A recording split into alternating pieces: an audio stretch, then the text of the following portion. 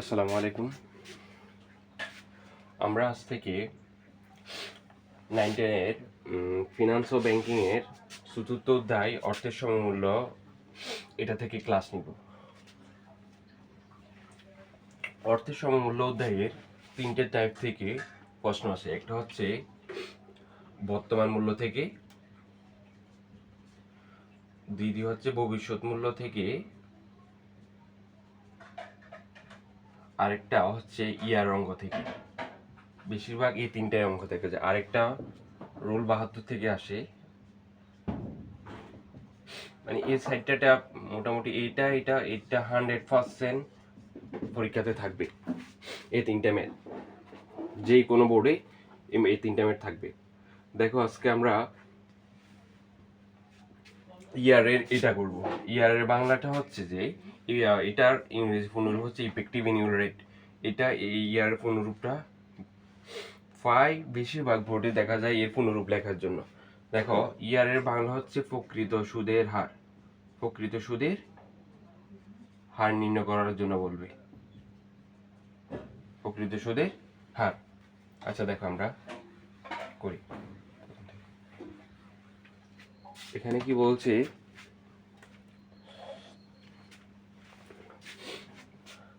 জনাব আমান 6 বছর পর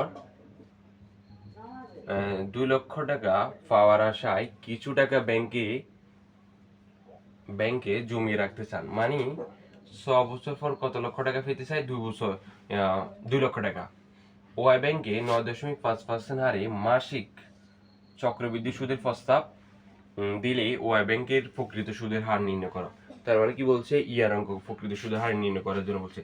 তো দেখো আমরা আমাদের ইয়ারের সূত্রটা হচ্ছে এ পাশে লিখে দিছি 1 plus i m power m minus 1 second bracket গুণ 100। তার মানে খেয়াল করো তো, এখানে আমাদের ইয়ার অঙ্ক করার জন্য দুইটা জিনিস লাগবে। একটা হচ্ছে আয়ের মান আর একটা হচ্ছে এম এর মান। ঠিক আছে? এম মানে চক্রবৃদ্ধি, এম মানে কি চক্রবৃদ্ধি, আর আয় সমান সুদের হার। আয় সমান কি সুদের হার। খেয়াল করো, তার মানে আমাদের দুইটা জিনিস থাকলেই এই ইয়ার অঙ্ক করা যাবে। এখন কত হচ্ছে, এম এর মান কত হবে আর আয়ের মান কত হবে। এখানে আমাদের কোনো টাকা লাগবে না, সময় লাগবে না, কিছু লাগবে না, শুধু আয়ের মান আর এম এর মান লাগবে। তো এই প্রশ্নে কি বলছে, আমরা এম এর মানটা দেখি।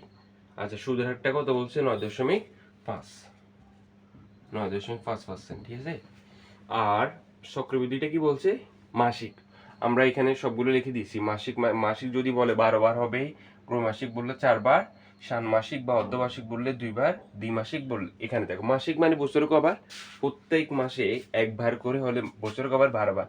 ত্রৈমাসিক মানে 3 মাস পর পর, 3 মাস পর পর হলে বছরে কতবার? 4 বার। ষান্মাসিক এবং অর্ধমাসিক থাকলে 6 মাস পর দিলে বছরে কবার? 2 বার। আর দ্বিমাসিক মানে 2 মাস পর পর, 2 মাস পর পর হলে বছরে কবার? 6 বার। আর সাপ্তাহিক বললে 52। আমরা জানি একটা বছরের সপ্তাহ কতটা? 52। এর জন্য 52 বার হবে। তো খেয়াল করো, এই অঙ্কে সুদের হার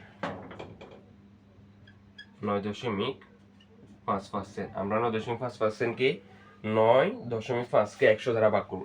100 দ্বারা ভাগ করলে হয় যে 0.095। তোমরা ক্যালকুলেটারে বের করতে পারবে।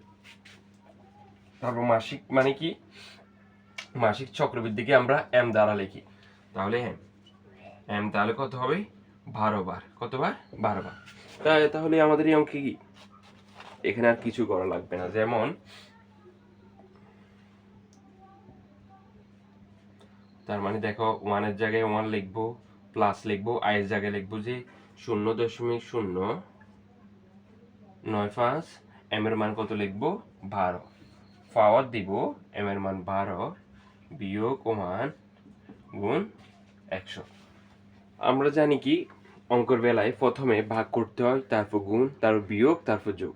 এখন আমাদের প্রথমে কি করতে হবে খেয়াল করো, এই 0.095-এর সাথে 12 ভাগ করব, তারপরে যোগ 1, তারপর পাওয়ার 12, তারপর বিয়োগ 1, তারপর গুণ 100। প্রথমে কি করব, এটার সাথে এটা ভাগ করব, ভাগ করে সমান চিহ্ন দিলে যেটা পাবো ওটার সাথে কি করব, এক যোগ করব, তারপর আবার সমান দিব, সমান দিয়ে পাওয়ার কত দিব, 12। পাওয়ারটা এইভাবে থাকে, তাহলে পাওয়ার কত দিব, 12, কারণ আমাদের মাসিক সমান কত, 12।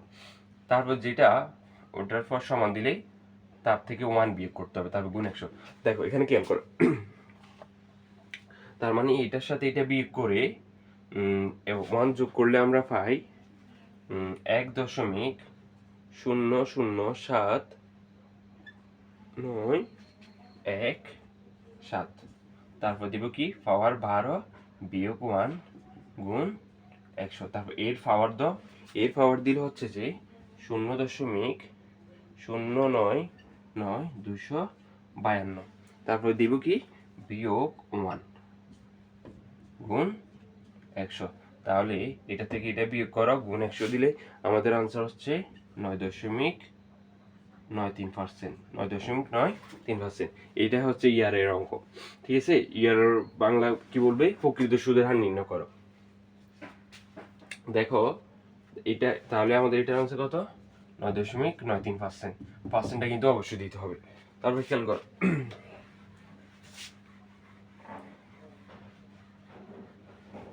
এখানে বলছে মীর সাহেব একটি ব্যাংক হতে ষান্মাসিক মানে কত, ষান্মাসিক বা অর্ধবার্ষিক বললে 2 বার 5% হারে সুদে 8 বছরের জন্য 5 লক্ষ টাকা সংগ্রহ করেন। মীর সাহেবের গৃহীত প্রকৃত সুদের হার নির্ণয় করো। তাহলে আমরা আবার লিখি, ইয়ার সমান 1 plus i m power m বিয়োগ 1 গুণ 100। আমাদের কি সমান লাগবে, আয়ের মান আর এম এর মান। এই ইয়ার অঙ্কের মধ্যে যেটা সব থেকে 90% স্টুডেন্ট ভুল করে, এইখানে এই জিনিসটা ধরতে পারে না। দেখো এখানে এটার আর এটার পার্থক্য খেয়াল করো তো, কি বলছে, এটার পার্থক্য কি, এটাতে 9.5% পরে চক্রবৃদ্ধিটা লিখছে, মানে 9.5% হারে মাসি বলছে, আর এখানে বলছে ষান্মাসিক 5% হারে, মানে চক্রবৃদ্ধির সাথে পার্সেন্টটা একদম লাগালাগি, মানে সামনে চক্রবৃদ্ধিটা কি আছে, সামনাসামনি আছে। যদি বলে এভাবে মাসিক 5% হারে, তারপরে যদি বলে সাপ্তাহিক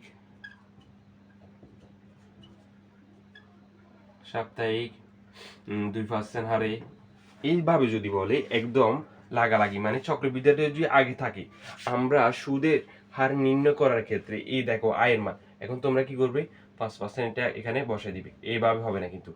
দেখো খেয়াল করো, এইটাতে আমরা জানি মাসিক সমান কত, 12, এখানে কত আছে 5, তার মানে 5 12 কত 60, এইখানে পার্সেন্ট হবে কত পার্সেন্ট, 60%।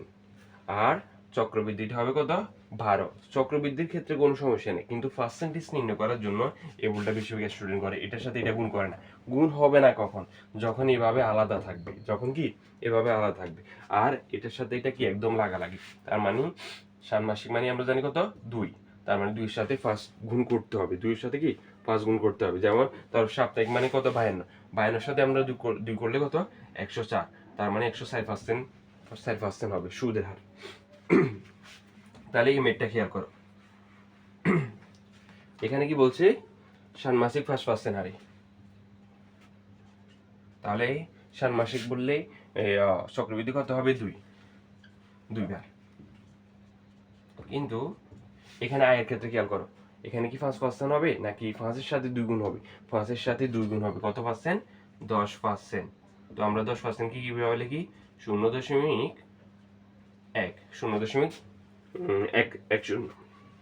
তাহলে কি খেয়াল করো, 1 এর জায়গায় বসাইছি, এর মান বসাবো 0.10, এম এর মান বসাবো 2, এম এর মান কত 2, পাওয়ার 2 বিয়োগ 1 গুণ 100। তাহলে আমরা কি করব, প্রথমে এটার সাথে এটা ভাগ করব, 0.10 ভাগ 2 সমান টিপবো, তারপরে 1 যোগ করব, তাহলে আবার সমান টিপবো ইকুয়াল, তার পাওয়ার কত দিব 2, পাওয়ার কত 2, পাওয়ার 2 দিয়ে যেটা পাবো ওটা থেকে 1 বিয়োগ করব, আবার ইকুয়াল দিব মানে সমান দিব, যেটা পাই তার সাথে 100 গুণ করতে হবে। তা কত গুণ করতে হবে, তাহলে এটার আমাদের আনসার হচ্ছে যে 10.25। কত 10.25। এইভাবে ইয়ার অঙ্কে এর মধ্যে আর কোনো অঙ্ক আসবে না। দুইটা নিয়মই দেখাই দিয়েছি, মানে কোথায় ভুল হতে পারে। স্টুডেন্টরা বেশিরভাগ এই জায়গায় ভুল করে, 9.5% বসায় দেয় কিন্তু তার সাথে এই চক্রবৃদ্ধিটা গুণ করে নেয়। এইভাবে থাকলে গুণ হবে, আর এইভাবে থাকলে গুণ হবে না। যেভাবে সাধারণ নিয়মে করি ওভাবে করতে হবে।